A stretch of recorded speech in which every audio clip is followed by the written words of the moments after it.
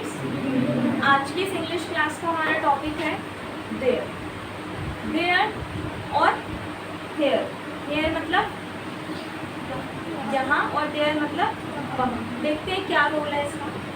तो हेयर का मतलब होता है यहाँ और देयर का मतलब होता है वहाँ। जैसे वहाँ एक पेड़ है तो इसको आप लिख सकते हो देयर इज अ ट्री, या फिर ए ट्री इज देयर।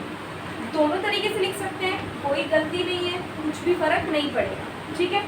वहाँ कोई है, देयर इज समवन, या फिर समवन इज देयर। वहाँ मैं गया, आई वेंट देयर, या फिर देयर वेंट आई। वहाँ दो लड़कियां हैं, there are two girls are there. यहाँ कोई नहीं है, there is no one is there. यहाँ किसी का पेन था, देयर वाज समवन्स पेन। किसी का मतलब समवन, तो देयर वाज समवन्स पेन, या फिर आप बोल सकते हो समवन्स पेन वाज देयर। ये तो हेयर और देयर का यूज बता दिया। Second thing is that we have already learn that a simple sentence generally comprises a subject. Simple sentence में क्या होता है, मोस्टली एक सब्जेक्ट होता है और एक ऑब्जेक्ट होती है। एक ऑब्जेक्ट होता है, एक सब्जेक्ट होता है और एक हेल्पिंग वर्ब होती है। But in case if either subject और ऑब्जेक्ट इज मिसिंग,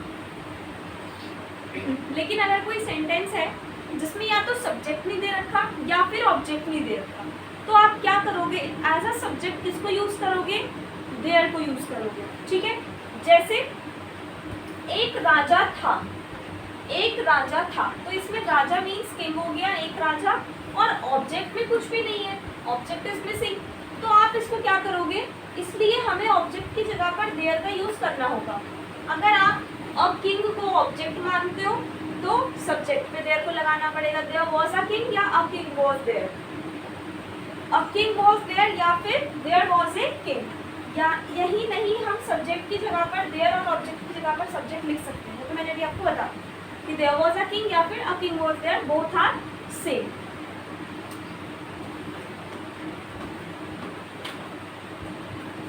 अब जैसे कुछ और एग्जाम्पल्स यहाँ लिखे हुए हैं, तो इसको आप ऐसे रीड आउट कर देना। In these sentences there can be used either as a subject और एन ऑब्जेक्ट। हमने ऊपर देखा, आगे देखते हैं। इसमें इतना ही होता है, बस इतना ही होता है। अब इसी के साथ अभी मैं आपको इट के बारे में भी पढ़ाती हूँ, इट क्या होता है, ठीक है। इट के बारे में देखते हैं। उसके बाद I have so many questions to practice, so you can practice these questions from home, okay?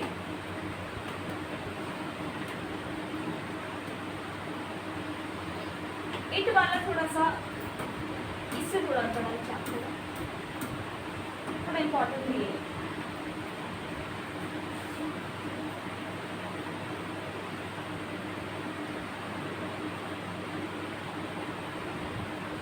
Okay, तो अब है इट। इट का मतलब क्या होता है, ये है या फिर ये। It and this both are almost same in usage में इट का और दिस का ऑलमोस्ट सेम यूज होता है, but the difference is this is used for both living and non living things, but it is used only for non living. It को हम सिर्फ और सिर्फ नॉन लिविंग के साथ यूज करेंगे और दिस को हम नॉन लिविंग और लिविंग दोनों के साथ यूज करते हैं। ये रूल है, समझ आ गया। इट इज फॉर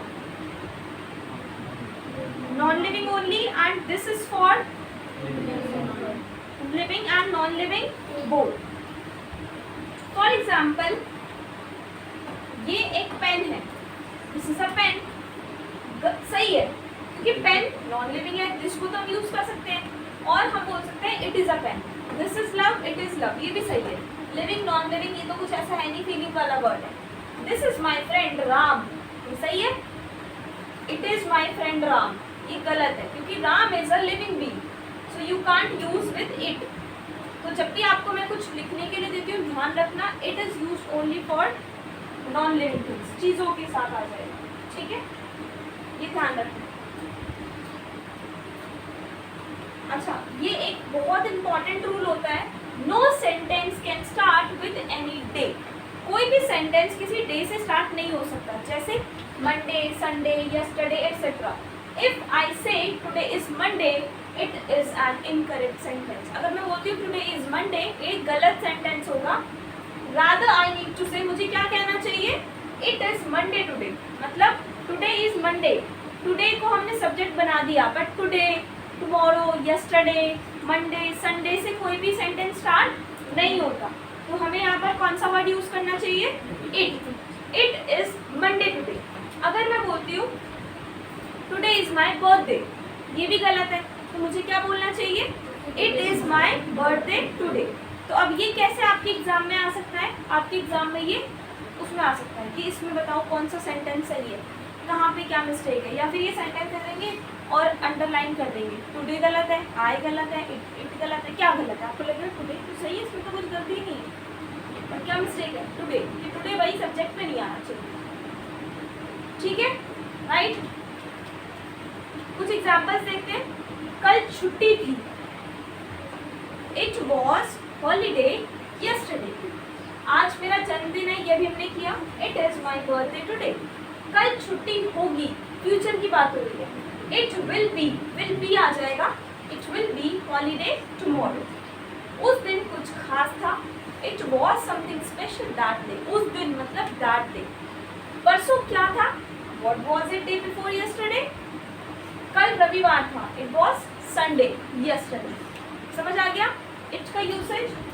उसके बाद थर्ड कंसेप्ट क्या कहता है, अगर ऐसे सेंटेंस बनाना हो कि इतना समय हो चुका है या गया है, तो हम लगाते हैं हैज बीन, या फिर इतना समय हो चुका था या हो गया था तो हम लगाते हैं हैड बीन। मतलब प्रेजेंट में अगर ऐसे बताना है कि इतना टाइम हो गया था, इतना टाइम हो गया है, so you will use has been. और हो गया था हैड बीन।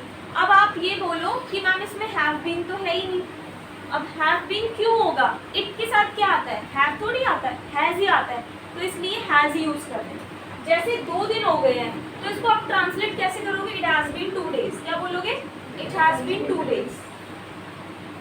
ठीक है, जैसे ये खुशबू नहीं आ रही, 2 दिन हो गए, Khushboo is not coming, it has been 2 days। 2 साल हो चुके हैं, इट हैज बीन 2 years। कई साल हो चुके थे, it had been many years. सदियां बीत चुकी है, सदियां मतलब centuries, it has been centuries. करीब 2 घंटे हो गए हैं, it has been about 2 hours। अब क्या करते हैं, हम इस टाइम में कुछ और ऐड करते हैं। Now I will tell you who has taken this much time. अब ये ऐड करते हैं कि इतना इतने दिन किसको हो गए हैं, मुझे हो गए हैं, उसको हो गए हैं, तुम्हें हो गए हैं। ठीक है, सो मुझे 2 दिन हो गए, it has been 2 days to me, क्या लगा दोगे, टू मी। राम को 6 साल हो गए, it has been 6 years to Ram. Sita को 5 महीने हो चुके हैं, it has been 5 months to Sita. मुझे 3 साल हो गए थे, it had been 3 years to me. अब हम यहाँ पे ऐड करेंगे कि किस काम में हो गया है इतना टाइम तुम्हें, सोने में, खाने में, पढ़ने में, जाने में, आने में। अगर मैं कहूँ पढ़ते हुए तो रीडिंग, सोते हुए स्लीपिंग, खेलते हुए प्लेइंग। देखो यहाँ पर सब्जेक्ट क्रिया, क्रिया यानी वर्ब, सब्जेक्ट वर्ब को अभी भी कर रहा है, मतलब जो इंसान है वो अभी भी कर रहा है। इतना टाइम हो गया है मुझे, पर अभी भी कर रहे हो ना तुम, ठीक है। और हो गया था तो अभी नहीं कर रहे। तो यहाँ पर सब्जेक्ट यानी मैं अभी भी पढ़ने का काम कर रही हूँ, ऐसे सेंटेंस में वर्ब की फर्स्ट फॉर्म के साथ आईएनजी लगती है। गए हुए को आप बोलोगे हैविंग गॉन, उसे गए हुए हैविंग गॉन, देखे हुए हैविंग सीन, मिले हुए हैविंग मेट। 2 मिनट लगेंगे, it will take 2 minutes। 2 minute लग सकते हैं मतलब can, it can take 2 minutes। 2 minute लगने चाहिए मतलब should, it should take 2 minutes। 2 minute पक्का लगने चाहिए, पक्का मतलब must, it must take 2 minutes। मुझे 2 मिनट लगते हैं, आई टेक 2 minutes। मुझे 2 मिनट लग रहे हैं, आई एम टेकिंग 2 minutes। ये क्या है, टेंसेस है, मोडाल्स है ना, जो भी पीछे पढ़ा हमने। राम को 10 मिनट लगने चाहिए, राम शुड टेक 10 minutes। अब इन सेंटेंसेस में कुछ और जोड़ते हैं, let's add something more in these sentences.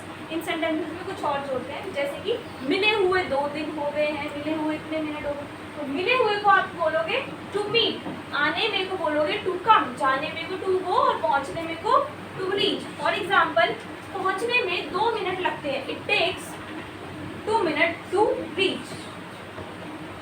पहुंचने में 2 मिनट लगते हैं. It takes 2 minutes to reach. I take 2 minutes to reach. मैं, या फिर it takes me 2 minutes to reach. Ram को पहुंचने में 2 मिनट लगते हैं. Ram takes 2 minutes to reach. तुमसे मिलने में कई साल लगेंगे. It will take many years to meet you. तुमसे मिलने में मुझे कई साल लगेंगे. मुझे भी आ गया इसमें. I will take many years to meet you. वहाँ पहुँचने में पापा को 10 मिनट लगे. Dad took 10 minutes to reach there. खाना खाने में मुझे कितना समय लगा. How much time did I take to eat the food? खाना खाने में कितना समय लगा. इसमें सब्जेक्ट नहीं है, मतलब मेरा जिक्र नहीं हो रहा. समझ गए. ये करने मुझे 10 दिन से ज़्यादा लगे. I took more than 10 days to do this. समझ में आ रहा है. धीरे धीरे हम सेंटेंसेस में यहाँ तक आ गए. पहले सिर्फ इट पढ़ा, फिर उसमें सेंटेंस बनाया, फिर उसमें सब्जेक्ट भी ऐड करा कि किसको हो गया, फिर उसमें काम भी ऐड करा, फिर उसको टेंसेस और वर्ड आज के साथ भी देखा. राइट. तो आज की क्लास में इतना ही. Thank you so much.